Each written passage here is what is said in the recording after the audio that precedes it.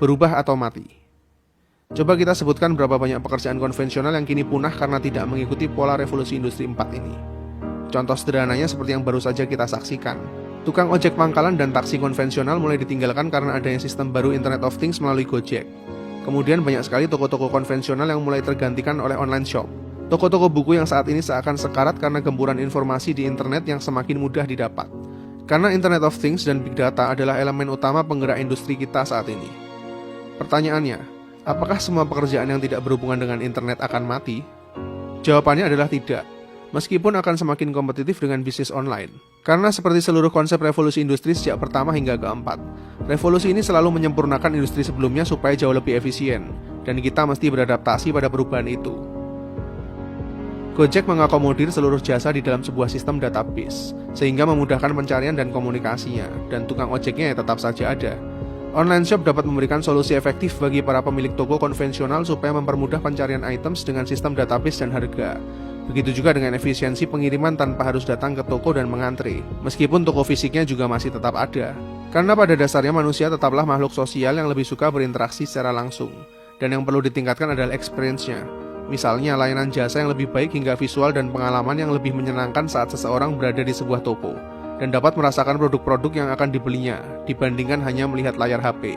Tidak heran Xiaomi yang sejak lahir punya bisnis plan hanya bisnis online, pada akhirnya harus mengekor kesuksesan Oppo dan Vivo yang memberikan pengalaman terbaik melalui experience store mereka masing-masing. Begitu juga dengan Amazon Go yang notabene jelas-jelas punya basis bisnis online. Bukti bahwa usaha retail tetaplah akan hidup selama manusia masih membutuhkannya. Yang terbaik memang mengkombinasikan berbagai aktivitas pekerjaan kita ke dalam lingkup jaringan digital baik dalam hal database maupun marketing.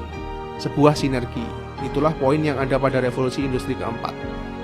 Tren selanjutnya dari revolusi industri keempat ini akan berlanjut ke semakin maraknya sistem peer-to-peer, yang akan merambat ke banyak sekali sektor, tidak hanya menghubungkan antara pembeli dan penjual saja.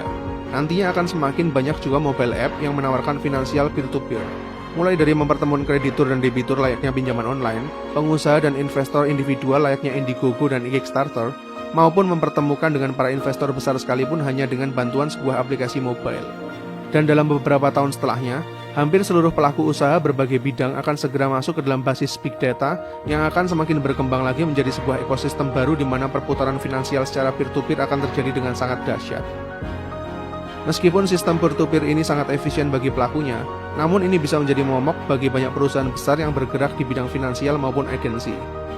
Coba lihat deh berapa banyak travel agency yang gulung tikar karena kini dikuasai oleh mobile app semacam Traveloka, yang menyediakan layanan mulai dari pesawat, hotel, tur dengan harga murah. Begitu juga dengan perusahaan perkreditan yang semakin digerus oleh pinjaman online yang menawarkan kecepatan via online.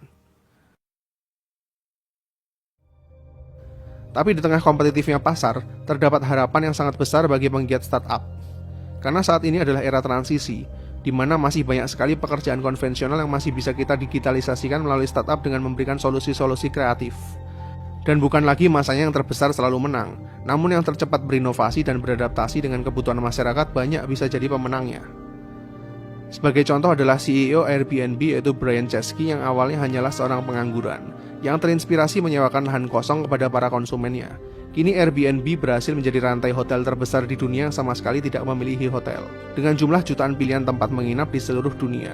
Begitu juga dengan awal berdirinya Tokopedia, Bukalapak maupun Gojek yang semuanya dimulai dari skala yang sangat kecil oleh orang-orang biasa. Era informasi adalah era percepatan yang sangat dahsyat. Jika kita melihat kondisi pasar kita saat ini, sebenarnya masih banyak sekali peluang karena saat ini kita masih baru saja mulai masuk di era revolusi industri 4.0 ini. Siapa tahu salah satu dari kalian punya ide gila yang akan membantu bangsa ini dengan startup kalian sendiri, dan akan menjadi Gojek-Gojek selanjutnya. Prinsip sederhananya adalah, kumpulkan massa dalam jumlah besar dalam sebuah platform, dengan point of interest atau fungsi yang spesifik. Jika berhasil sampai tahap ini, akan lebih mudah menarik perhatian para investor besar. Karena siapapun yang mampu mengumpulkan jumlah massa yang sangat besar dalam sebuah jaringan, apapun platformnya, uang akan segera mengalir kemudian. Apalagi kalau mampu menciptakan platform sendiri. Saya jamin akan menjadi miliuner muda berikutnya deh. Intinya di revolusi industri keempat ini, pekerjaan kita mesti sangat kompetitif dengan eratnya jaringan internet yang akan menjadi benang merah dari berbagai jenis aktivitas.